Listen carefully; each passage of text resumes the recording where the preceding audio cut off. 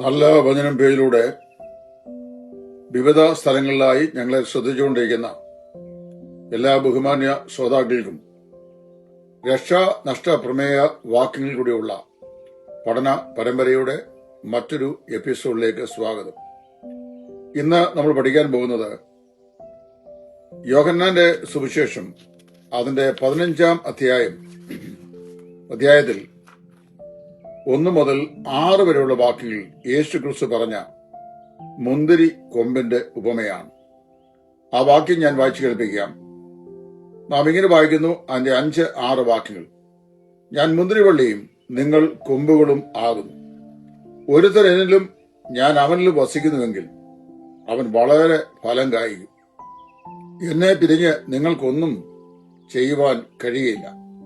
എന്നിൽ വസിക്കാത്തവനെ ഒരു കൊമ്പ് പോലെ പുറത്തു കളഞ്ഞിട്ട് അവൻ ഉണങ്ങിപ്പോകുന്നു. ആ വക ചേർത്ത് തീയിലിട്ട് അത് വെന്തുപോകും. നമ്മുടെ കർത്താവായ യേശു ക്രിസ്തു തന്റെ ശിഷ്യന്മാരോട് പറഞ്ഞ മറ്റൊരു ഉപമയാണ് നാം വായിച്ചു കേൾക്കുന്ന ഈ വേദഭാഗം. യോഹന്നാന്റെ സുവിശേഷം 15-ാം അധ്യായം കർത്താവായ യേശു ക്രിസ്തുവും വിശ്വാസികളും തമ്മിലുള്ള അഭേദ്യമായ ബന്ധത്തിന്റെ മനോഹരമായ ഒരു ഉപമയാണ്. ഇവിടെ പ്രത്യേകാൽ എടുത്ത് ഞാൻ പറയാൻ ആഗ്രഹിക്കുന്നു. The entire chapter is not speaking about salvation but about fellowship. രക്ഷയെക്കുറിച്ചല്ല, കൂട്ടായ്മ ബന്ധത്തെക്കുറിച്ചാണ് ഈ 15-ാം അധ്യായം ആദ്യം മുതൽ അവസാനം വരെ പറയുന്നത്. അപ്പൊ ഈ കാര്യം നമ്മൾ ചിന്തിക്കുമ്പോൾ ഇവിടെ മനസ്സിലാക്കേണ്ട ഒരു പ്രത്യേക വിഷയമുണ്ട്. എന്താണ് ഫെലോഷിപ്പ്? എന്താണ് റിലേഷൻഷിപ്പ്? സാൽവേഷൻ എന്താണ്? അതിന്റെ ബന്ധം എന്താണ്? കൂട്ടായ്മ എന്താണ്? അതിന്റെ ബന്ധം എന്താണ്? ഇതാണ് നമ്മൾ പഠിക്കേണ്ടത്. ഈ വാക്യാംശങ്ങളിൽ 5ഉം 6ഉം വാക്യങ്ങളിൽ പറയപ്പെടുന്ന ആ വാക്യത്തിന്റെ ഒടുവിലത്തെ ഭാഗം, അവൻ ഉണങ്ങിപ്പോകുന്നു, അത് എന്നിൽ വസിക്കാത്തവനെ ഒരു കൊമ്പ് പോലെ പുറത്തു കളഞ്ഞിട്ട് അവൻ ഉണങ്ങിപ്പോകുന്നു, ആ വക ചേർത്ത് തീയിൽ ഇടുന്നു, അത് വെന്തുപോകും. ഈ വാക്യഭാഗം മാത്രം അടർത്തിയെടുത്തിട്ട് അവസാന നിമിഷം വരെ തന്റെ രക്ഷയെ മുറുകെ പിടിച്ചുകൊണ്ട് കർത്താവിനോട് ചേർന്ന് പറ്റിച്ചേർന്ന് ഒരുവൻ നിൽക്കാത്ത പക്ഷം അവന്റെ രക്ഷ നഷ്ടപ്പെട്ടു പോകുന്നു, അവനെ എരുതിയിൽ ഇട്ട് ചുട്ടുകളയും എന്നും വ്യാഖ്യാനിക്കുകയും പഠിപ്പിക്കുകയും ചെയ്യുന്നു.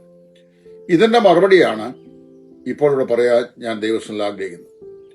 ഇത് രക്ഷയുടെ നഷ്ടത്തെയാണ് കാണിക്കുന്നതെന്ന് ഏതെങ്കിലും ഒരു വേദ വിദ്യാർത്ഥി വ്യാഖ്യാനിച്ചാൽ കർത്താവായ യേശു ക്രിസ്തു നമുക്ക് നൽകിയിട്ടുള്ള രക്ഷാസംബന്ധിയായ എല്ലാ വാഗ്ദത്തങ്ങളും നിഷ്ഫലമായി പോകണം എന്ന് കരുതേണ്ടായി വരും.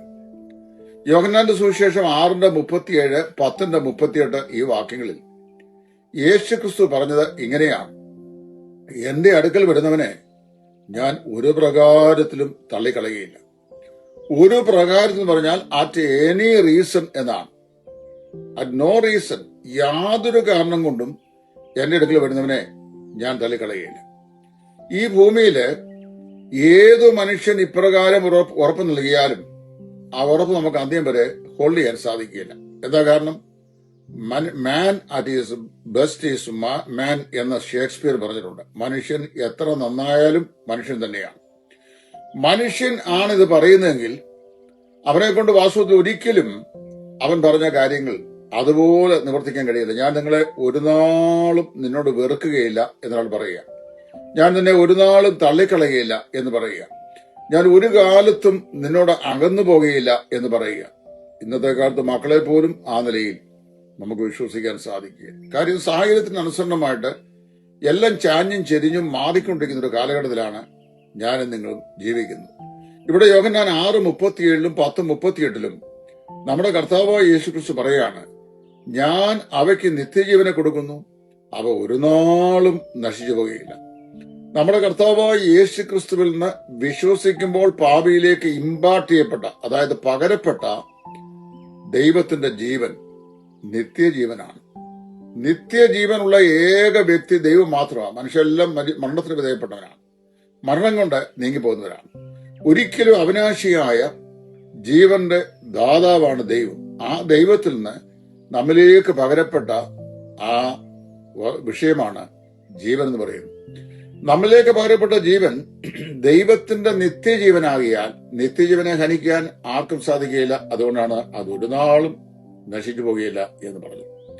ഈ വസ്തുത യോഹന്നാന്റെ സുവിശേഷം 6:37, 10:32 വാക്യങ്ങൾ മുൻകാലങ്ങളിൽ ഞാൻ വിശദമാക്കിയപ്പോൾ നന്നായി പറഞ്ഞ കാര്യങ്ങളാണ്. അതുകൊണ്ട് ഇനി അതേക്കുറിച്ച് ആവർത്തന വിരസത വരുത്തേണ്ട ആവശ്യകതയില്ല എന്ന് കരുതുന്നു. യോഹന്നാൻ 15:1 മുതൽ 6 വരെയുള്ള ഭാഗങ്ങൾ ഒരു ഉപമയാണെന്ന് നമ്മൾ മനസ്സിലാക്കണം. എന്താണ് ഈ ഉപമ എന്ന് ഇതിനു മുമ്പ് ഞാൻ പറഞ്ഞിട്ടുണ്ട്. ഉപമ എന്ന് പറഞ്ഞു കഴിഞ്ഞാൽ മറ്റൊരു വിഷയത്തെ കുറെ കൂടെ വിശാലമായി മനസ്സിലാക്കി കൊടുക്കുവാൻ ഉപയോഗിക്കുന്ന ഒരു അലങ്കാര പ്രയോഗമാണ്. മന്നവേന്ദ്ര വിളങ്ങുന്നു ചന്ദ്രനെ പോൽ നിൻമുഖം എന്ന് പറഞ്ഞാൽ, അല്ലയോ മഹാരാജാവേ, നല്ല നിലാവുള്ള ചന്ദ്രികയുടെ മുഖം പോലെ അങ്ങയുടെ മുഖം പ്രശോഭിതമാകുന്നു എന്ന് പറഞ്ഞാൽ രാജാവിന്റെ മുഖം ചന്ദ്രനാണെന്നല്ല. അത് പ്രത്യേകം മനസ്സിലാക്കണം. ചന്ദ്രനെ പോലെ എന്ന് പറഞ്ഞാൽ ചന്ദ്രന് തുല്യമായി അല്ലെങ്കിൽ ചന്ദ്രന് സമാനമായി ശോഭിക്കുന്നു എന്നുള്ള അർത്ഥമാണ്. ഉപമകളെല്ലാം മറ്റു ചില യാഥാർത്ഥ്യങ്ങളെ വിവരിക്കാൻ വേണ്ടി ദൃഷ്ടാന്തങ്ങളായി നൽകപ്പെട്ടവയാണ്. കർത്താവ് അവൻ ഉപമകളായി സംസാരിച്ച കാര്യങ്ങൾ പറഞ്ഞു വേദപുസ്തകത്തിൽ എഴുതിയിട്ടുണ്ട്. ഇനിയും ഇവിടെ ഈ അധ്യായം കൊണ്ട് ഉദ്ദേശിക്കുന്നത് ഫലം കായ്ക്കുക എന്നുള്ളതാണ്. ഈ 15-ാം അധ്യായം സൂക്ഷ്മമായി പഠിച്ചാൽ ക്രിസ്തീയ വിശ്വാസി യേശു ക്രിസ്തുവിൽ വസിച്ചുകൊണ്ട് ഫലം കായ്ക്കുന്ന കാര്യത്തെക്കുറിച്ച് പറഞ്ഞു വരുമ്പോൾ 4 വ്യത്യസ്ത പ്രയോഗങ്ങൾ പറഞ്ഞിട്ടുണ്ട്. 1, നിങ്ങൾ ഫലം കായ്ക്കുക. 2, നിങ്ങൾ പോയി ഫലം കായ്ക്കുക. 3, നിങ്ങൾ വളരെ ഫലം കായ്ക്കുക. 4, നിങ്ങൾ ഫലത്തിൽ നിലനിൽക്കുക.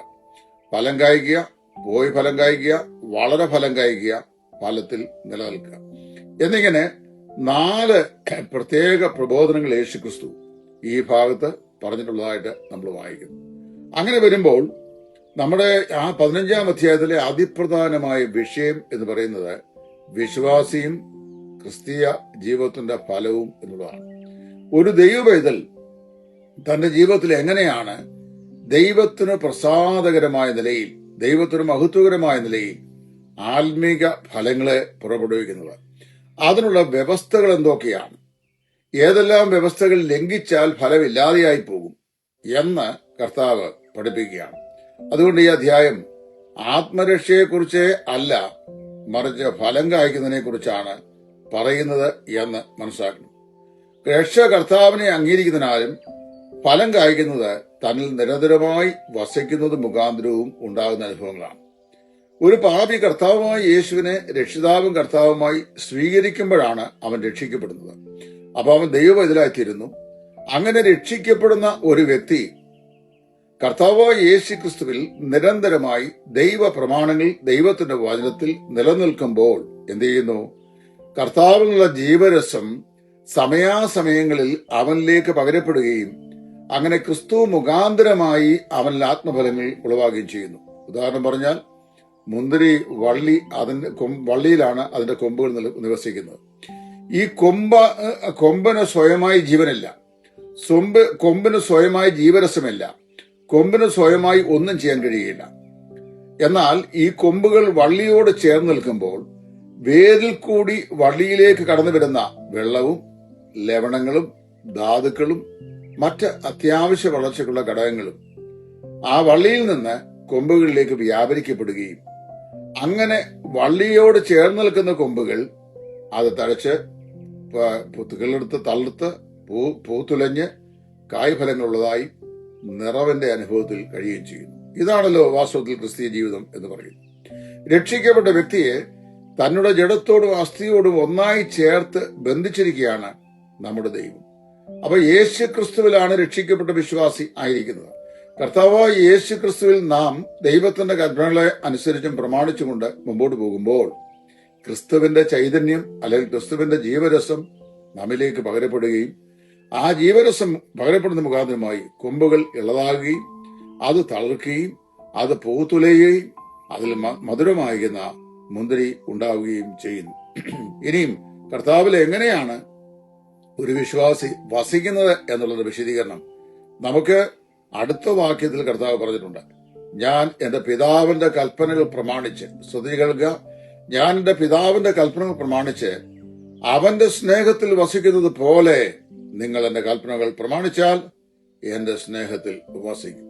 കർത്താവായ യേശു ഈ ഭൂമിയിലായിരുന്നപ്പോൾ പിതാവിന്റെ കൽപ്പനകളെ അതുപോലെ തന്നെ പ്രമാണിച്ചുകൊണ്ട് പിതാവിന്റെ സ്നേഹത്തിൽ വസിക്കുകയായിരുന്നു. കർത്താവ് പിതാവായ ദൈവം അവനോട് കൽപ്പിച്ചതെല്ലാം അവൻ ചെയ്തു. അതുകൊണ്ടാണല്ലോ ക്രൂശിൽ അവൻ മരിക്കുമ്പോൾ സകലതും നിവൃത്തിയായി എന്ന് കണ്ടിട്ട് തലയായ്ച്ച് പ്രാണനെ ഏൽപ്പിച്ചു എന്ന് രേഖപ്പെടുത്തിയിരിക്കുന്നത്. പിതാവായ ദൈവം അവനോട് കൽപ്പിച്ച കൽപ്പനകളെല്ലാം ചോദ്യം കൂടാതെ സ്വമനസാലെ അതനുസരിക്കുന്ന പ്രവൃത്തിയായിരുന്നു യേശു ക്രിസ്തുവിന് ഉണ്ടായിരുന്നത്. അതുപോലെ പിതാവിന്റെ സ്നേഹത്തിലാണ് യേശു ക്രിസ്തു വസിച്ചത്. പൗലോസ് കർത്താവ് പറയാണ്, അപ്രകാരം തന്നെ നിങ്ങളും എന്ത് ചെയ്യണം, നിങ്ങളും എന്റെ കൽപ്പനകൾ പ്രമാണിച്ചാൽ, കണ്ടീഷനാണ്, എന്റെ സ്നേഹത്തിൽ വസിക്കും. ഒരാൾ രക്ഷിക്കപ്പെട്ടു എന്നുള്ളത് കൊണ്ട് നിരന്തരമായി ദൈവസ്നേഹത്തിൽ അദ്ദേഹം തുടരണം എന്നില്ല. വിശ്വാസികളായി അഭിനയിക്കുന്ന അല്ലെങ്കിൽ പറയപ്പെടുന്ന എത്രയോ ആളുകൾ മറ്റുള്ളവരെ പകയ്ക്കുകയും സ്നേഹമില്ലാതെ പ്രവർത്തിക്കുകയും സ്നേഹമില്ലാത്ത നിലപാടുകൾ സ്വീകരിക്കുകയും ചെയ്യുന്നുണ്ട്. എന്നാൽ കർത്താവിന്റെ കൽപ്പനകൾ പ്രമാണിക്കുക, കർത്താവിന്റെ കൽപ്പനകൾ പ്രമാണിച്ച് അവന്റെ സ്നേഹത്തിൽ വസിക്കുക എന്ന് പറഞ്ഞു ദൈവത്തിന്റെ വചനത്തെ അനുസരിക്കുക എന്നുള്ളതാണ്. ഓരോ ക്രിസ്തു വിശ്വാസിയും തന്റെ ആത്മീയ ജീവിതത്തിൽ ദൈവത്തിന്റെ വചനത്തെ പ്രമാണിക്കാനുള്ള മാതൃകകൾ ദൈവം നമുക്ക് നൽകിയിട്ടുണ്ട്. ആ കൽപ്പനകൾ പ്രമാണിക്കുന്ന അനുസരിച്ചാണ് നമ്മിൽ ദൈവസ്നേഹം വർദ്ധിക്കുന്നത്. ആ കൽപ്പനകൾ പ്രമാണിക്കുന്ന അനുസരിച്ചാണ് നമുക്ക് ക്രിസ്തുവിന്റെ സൗരഭ്യവാസന നമ്മിൽ ഉളവാകുന്നത്. സങ്കീർത്തനം 119:6 ഈ പഠനത്തോട് ചേർത്ത് ചിന്തിക്കേണ്ടത് വളരെ അനിവാര്യമാണ്.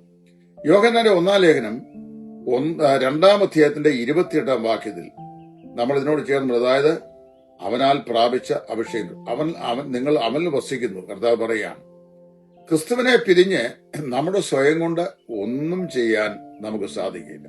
കാരണം അറിയാമോ, കർത്താവായ യേശുവുമായി ആ നിലയിൽ നാം ബന്ധപ്പെട്ടിരിക്കുകയാണ്. ഇവിടെ ഈ ഉപമ കൊണ്ട് കർത്താവ് പറയുകയാണ്, നിങ്ങൾ നിരന്തരമായി എന്ത് ചെയ്യണം, എന്നിൽ വസിക്കണം. എന്ന് പറഞ്ഞാൽ രക്ഷിക്കപ്പെടുന്നത് കൃപയാലും വിശ്വാസത്താലുമാണ്. കർത്താവായ യേശു ക്രിസ്തുവിന്റെ കൃപയാൽ അവനിലുള്ള വിശ്വാസത്താൽ ഒരു പാപി ആത്മരക്ഷ പ്രാപിക്കുന്നു.